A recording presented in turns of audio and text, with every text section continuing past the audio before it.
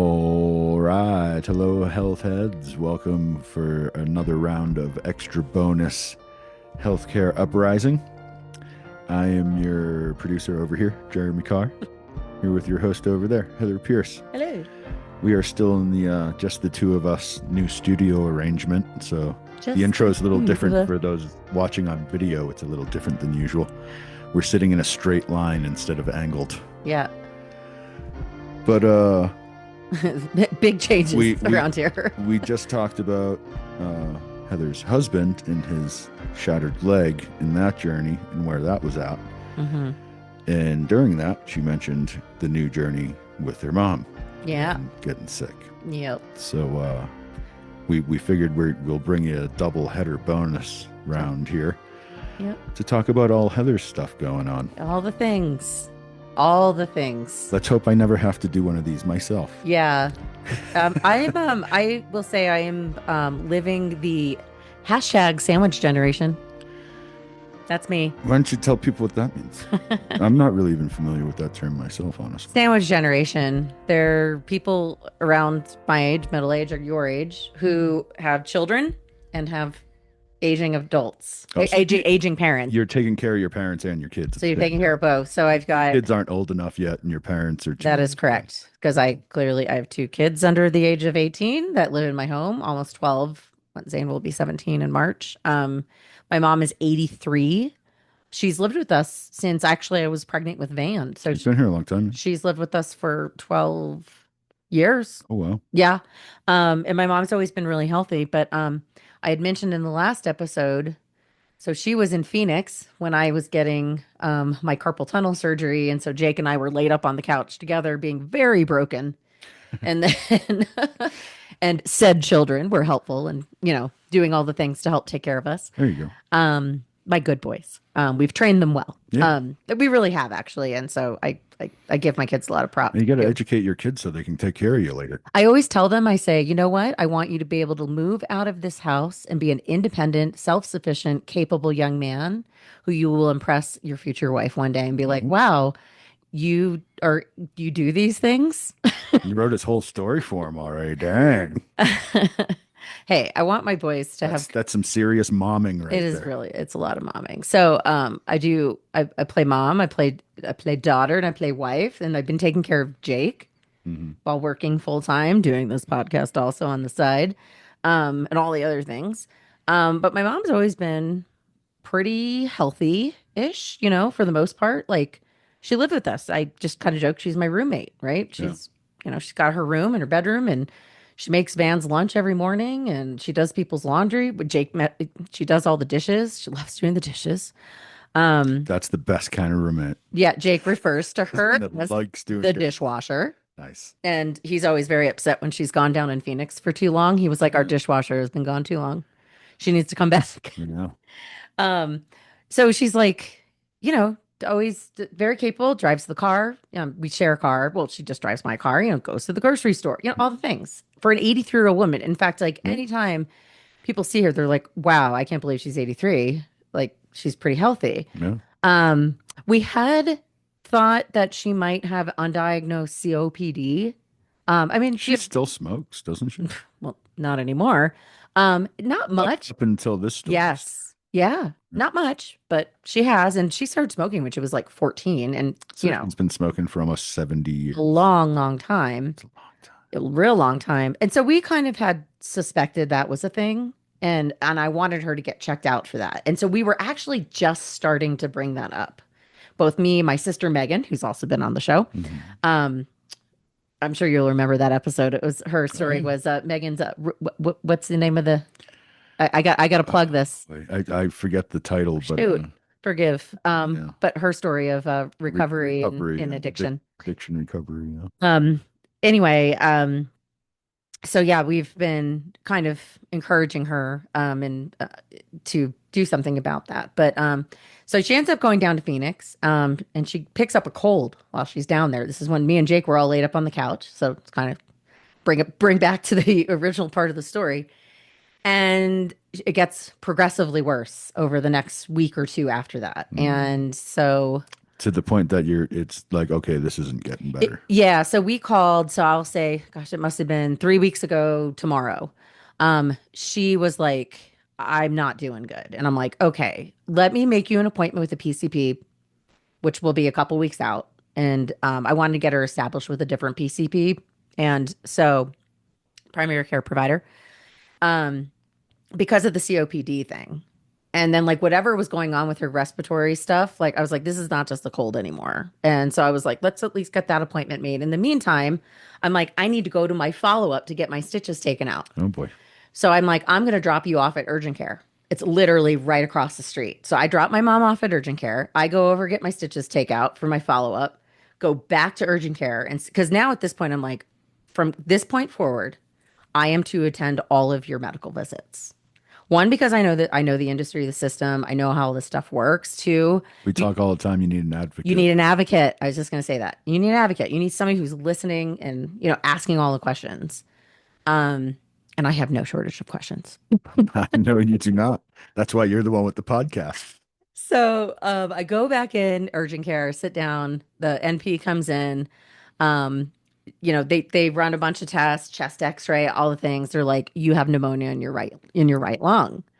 We're like, okay. I was like, that explains a lot A lot. what's Yeah. going on here. And so she gets prednisone and albuterol, the inhaler, the typical thing to treat it. And they said if anything ever gets worse, call 911, whatever. And so we go home, get all of her medicine. She starts that Thursday night. By Saturday, she was like barely out of bed. Like she was not well. Like I could tell. Like we barely saw her that day. Hmm. So then I go to sleep Saturday night. Next thing I know, waking up Sunday morning, my mom is in my room and she never comes in my room. And she's like, Heather, I need you to take me to the ER right now. She couldn't I breathe. can't breathe. Yeah. And I'm like, whoa, jumping out of bed. I'm like, brush my teeth, throw a hat on, which took me all of 3 minutes. And I'm like, she's waiting for me in the living room. And I walk out there. I'm like, what the hell are we doing? I'm like, I'm calling 911. I'm like, you do not mess around with breathing. And she had been sick. So I called 911. So here's kind of the funny thing. We have this senior home across the street well, not necessarily for most of them are older Well, it's seniors. the group home right there. It's a group home. Yeah, yeah. They get ambulance and fire trucks called up there all the time. In fact, Did they start going to the wrong house? yes, they did. A few weeks before that, a man had actually passed away, which was really sad. And Van took a picture of the guy on the street. It's horrible. Like he literally got a picture of the body back. I'm like, why did you do that? I'm sorry. I shouldn't have said that on my podcast. But he did. He didn't know what he was seeing. He was walking home from school. As a man who remembers being a boy, I get it. I was like, oh my God. I'm like, Morbid curiosity is a very heavy thing and with kids. the nurses over there are just wonderful people. And like we know them. But so I see them pull up and I go running down my driveway. I'm like, over here. Yeah. And they're like, oh shoot. They're like, we go here all the time. I'm like, I know, I live across the street. Yeah, it was funny. They're like, sorry. They're like, we thought it was that house because this is where we always go. So they came in. You better make sure they know where they're going if you're calling for something real. Right? Urgency. I know. So anyway, they come in, they take her. I go to the ER with her. I literally was sitting in the waiting room for like 20 minutes because they're like, oh, we're going to get her all set up and stuff back there because I drove like after the ambulance. And I'm sitting there for like 20, 30 minutes. My mom calls me and she's like, where are you? I'm like, I've been sitting in the waiting room. They're like, the nurse is like, why is she sitting in the waiting room? I'm like, I don't know. They told me to wait and they forgot about me. Yeah. So I go back up to the front desk and I'm like, hello. And so they finally walked me back. So I know, shit happens, whatever. Oh, it's madness in those. I was like, it's fine. It's hurting cats for those people. Yeah, I was try to manage the logistics of an emergency room. It's crazy. I was just glad my mom was well enough to be able to call me. Oh yeah, yeah. That's a good sign in that situation. So we get back there, sitting in there, hours, people coming in and out. That's when Destiny, our medical assistant from the ortho team, walked in, and I was like, "What? Why are you here?" And she's like, "Why are you here?" So of course I go up there, give her a hug, and she's like, "I'm shadowing because we're friends now." Yeah. Yeah. All my guilt and shame of yelling that one day is gone about Jake's whole like pain med thing is like disappeared. But she was like, I'm just shadowing in the ER today, to whatever. So anyway, they've run a bunch of tests, and all of a sudden, my mom and I are sitting there. Like at this point, it was just me and her. We've been there a few hours, and I start seeing her heart rate just jumping all over the place. I actually took video of it because I was like, "What the hell is this?" Like speeding up and slowing down, kind Yeah, like it was going like 145, of. 110, 85, 90, 91, 95, 96, 97, 130, and it was going back and Yikes. forth. Never seen that before. And I'm like, I don't know what this is. 10 minutes later, the ER doc walks in and he's telling us something I can't remember. And all of a sudden, I see him looking at the monitor. He goes, "How long has that been happening?" And I'm like, I have been watching that monitor like a hawk since I've been in here. I go, and it happened for the first time about 15 minutes ago. And I couldn't figure, he goes, "That's AFib." Oh, AFib, she's having a low grade heart attack. it's, That's like a low grade heart attack. there's like, no one has ever explained it that way to me. But it's not good, right? No. You don't want to have AFib. AFib is bad. AFib can cause stroke. Ah, That's actually the biggest concern with yeah, AFib. because it just messes with your blood flow, right? So at the time, they're like, it's probably caused from the pneumonia, right? They're thinking at this point, she's here just because the pneumonia has gotten worse. And they're like, let's give her blood thinners, whatever. And they're like, we're going to admit her. Okay. So I go home and come back later that night after she gets like settled and stuff. And so at this point, they're not really sure what's going on. They're thinking, okay, we're still treating her for pneumonia. She is having AFib, could be caused by the pneumonia. Apparently, AFib can start from a number of different things, like other conditions that aren't like heart related. Right. Anyway, fast forward, and this is Thanksgiving week. Um, they end up running all these sorts of tests. They get cardiology involved. And as it turns out, her going into the hospital for pneumonia revealed that she actually is in heart failure. So that sounds really scary. Wow. It's not like imminent death, but her heart is Just not not working right. it's not functioning at the levels that it should be. And so she actually didn't end up getting out until the following Friday. So she was there for 6 days.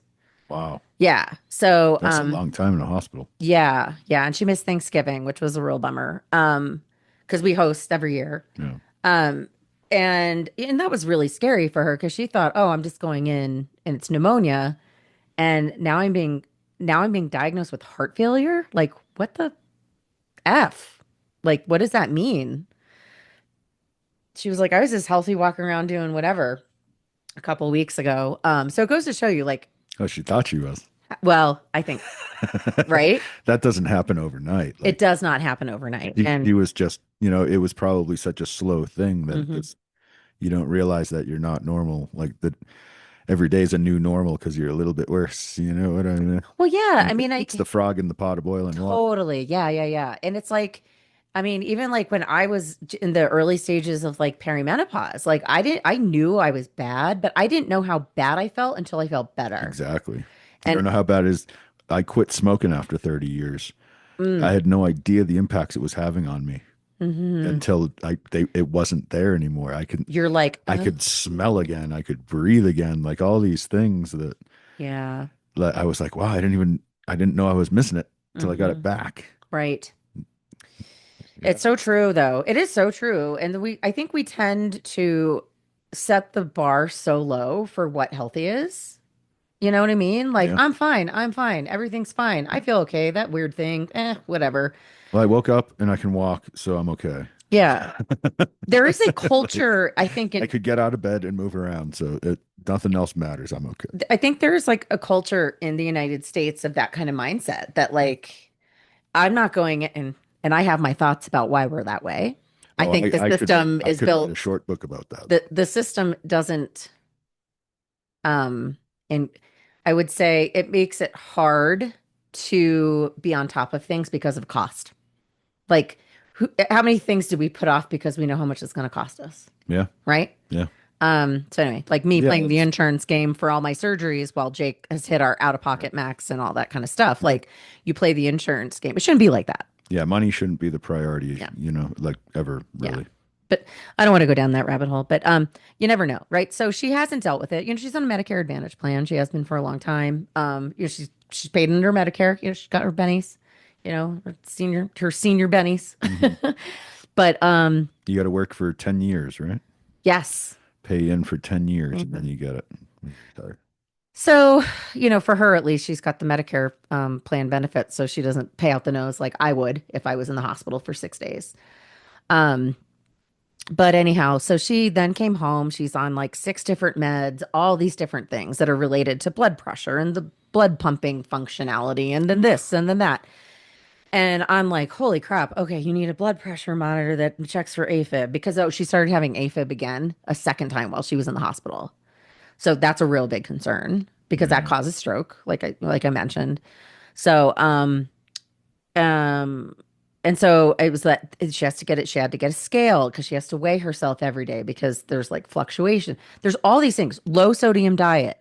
So all of a sudden, she's got this massive life change, Yeah. which it affects me, right? It affects us Yeah. as the family. I mean, the diet part, it's like, Just cooking a meal for everybody now is going to be a different thing, right? yeah, yeah, exactly. And just like, I was making sure I could find her all the things. And and she's on oxygen all the time. So it turns out people go on oxygen not because of the pneumonia. And we were thinking, oh, she'll be off the oxygen when she comes home. And they're like, oh, no, no, this is forever because the oxygen allows the heart to pump more efficiently, right? Had no idea. I had no idea. That was something we all learned. Because if you're not breathing right, you're not getting enough oxygen into the blood, which makes the heart not Yeah. pump right. Yep. So you got to put all that extra oxygen in to get the system Yeah. balanced. It's overwhelming. And so, like, we had the guy from like the place with the oxygen tanks, like showing us how to do all these things. And so, then the big condenser thing that she has to be hooked up to all the time with her 50-foot oxygen cord. I mean, I like, can you saw this. imagine? Yeah. That's like to go to that. I can't. Just all of a sudden you're anchored. She's so like go with the flow, but like Yeah. she has not been able to drive, and now, she can't just go take the garbage out. She can't just do a Right. lot of things. And so her independence has changed dramatically, Drastically. Yeah. like really quickly. And so then we have like all these follow-up appointments and things like that. And so went to that PCP appointment that we had scheduled, decided because I talked about the COPD stuff as I'm sitting there talking to the doctor. And so pulmonology, blood tests, all these things. The other thing was the cardiology follow-up from the hospital. So going to see her PA, not the actual doctor that we met in the hospital, who will be her doctor. Um, we met her yesterday. So did the first cardiology follow-up. Wonderful. The PA was absolutely fantastic. Very thorough. Um, answered everything and clarified a lot of things that they didn't tell us in the hospital. Mm. One of which is that she was like, well, and she kind of just like said it, and she was like, well, your heart's only working at 25% now. Ooh, And we both were like, that's a uh, pretty low number. we're like jaw dropped. Like, what? No one, she was like, oh, no one told you that in the hospital? And I'm like, no, this is the first time we're hearing it. And she was like, Yeah. yikes. Yeah. And she was like, oh, I think it was kind of one of those moments, shit, I would have delivered that very differently Yeah. had I known. And then God forbid anyone tell you anything. what? How do you not like that's a big freaking deal? And she's like, so regular heart Uh, functionality is 50 to 75%. And then, Honestly, so yeah, 25 isn't as bad as it sounds, but it's but it's still still not, it's still a third to a half of normal. right. So it's not great. And So then it's like 30 to 50% of normal activity. yeah, so the intent of all these meds, but she explained the reason for all of them and what they do, which was amazing because they didn't explain that in the Yeah, hospital. see, that communication's key.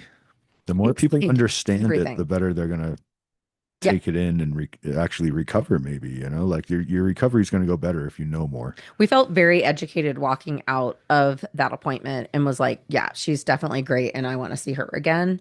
Um, but yeah, that was kind of jaw-dropping. But she's like, the whole point of the oxygen, all of these medications is to get that 25% up higher, like back up closer to where it needs to be.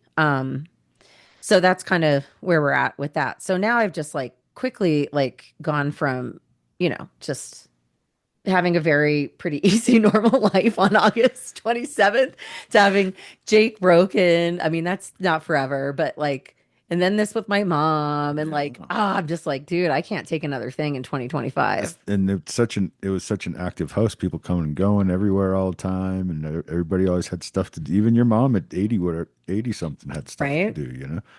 And now everybody's laid up on the couch with Yeah. injuries and illnesses and all The these. vibe has changed around here, and Yeah. I have sacrificed my social life.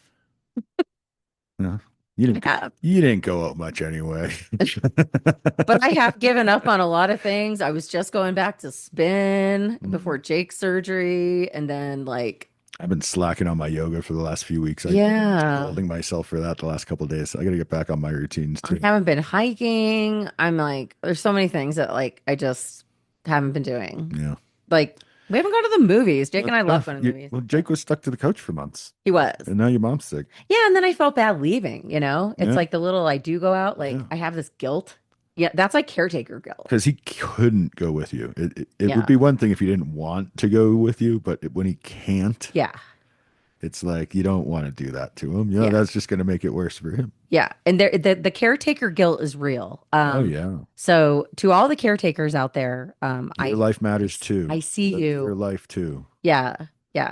And my mom, she's pretty, it's not like I have to take care of her. Oh yeah. It's more that it's like me just being concerned, worrying about Right. her, Oh yeah, it's stress. having to get her where Just she seeing needs her to hooked to a go. tube to breathe like that It's a big change. that alone is a huge point of stress. Yeah. Just seeing that is like, oh my God, my mom's old.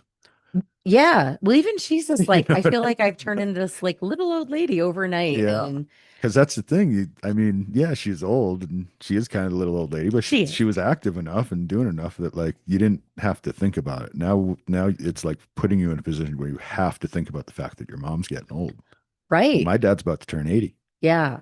Yeah. That there's realization moments as you get older that like, Hmm. wow, this really doesn't last forever, does it? No. No. And You know? it's a scenario like this that has definitely changed like my perspective on that. Like, and that's kind of This is why you got to live every day, man. overwhelming. Live every day Yeah. Yeah. as best you can because you may not have many left. You don't even know. It's I could be dead tomorrow. so true. So true. Yeah. That's why I'm getting all my podcast work done today. So Well, my legacy can live on. there you go. Yeah. So that's the situation with my mom. So really hoping that we'll just kind of get used to things and we'll get into kind of maintenance mode Yeah. on that. And Find a new balance. yeah, and keep following up on all these other things too, because she could very well get diagnosed with COPD. I don't know how that's treated. So we got to go to a pulmonologist. I got to take her for blood work. I could do all this stuff. So I got to take her. I literally looked at my work calendar that like I block out time in almost every single day, outside of like holiday stuff and time that I'm taking off, around work or around Christmas and New Year's. I'm like, I have like a medical doctor visit for somebody in my family. Yeah. It's like Jake PT, Zane PCP, Van dentist, mom cardiology, Jake PT, Heather dentist, Heather surgery. I'm just like, holy mother of God. You guys are single-handedly funding the system, right? I Keeping these flight staff offices in business. That's could good. agree. Good for the rest of I'm us. done. I can't wait for this freaking year to end. So, Well, we're anyway, almost there. yeah. So Happy New Year. that's it. So, yeah, taking care of kids, taking care of parents, it's husbands, And, it's a lot. and Christmas is coming. Yeah. So So maybe that'll make it better. I hope so. But yeah, But- that's my story about my mom. So All right. life can change in the blink of an eye. Yeah. It really can. So be ready. But there you go, everybody. Heather's healthcare legacy continues, and we'll keep you posted on the important stuff there. And in the meantime, if anyone has any similar stuff you want to talk about, feel free to come on. We'll have a venting session with you and everything if you want. But we'll cover that more in the closing theme song here if you keep listening. So until next time, have a good one.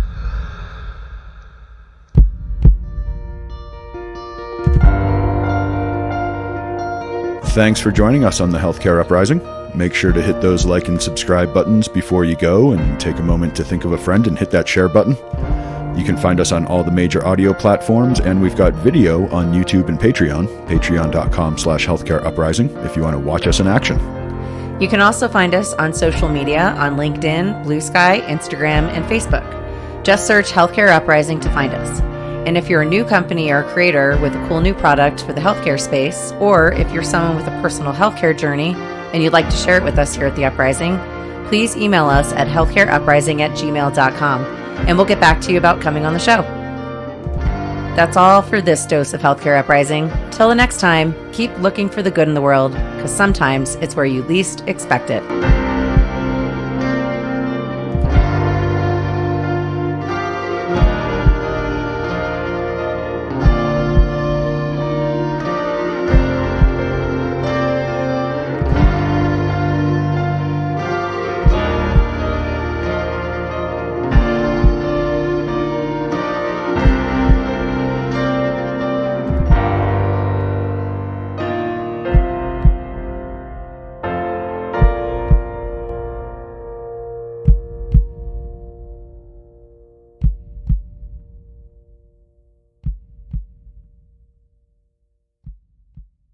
This has been a Shut Up production.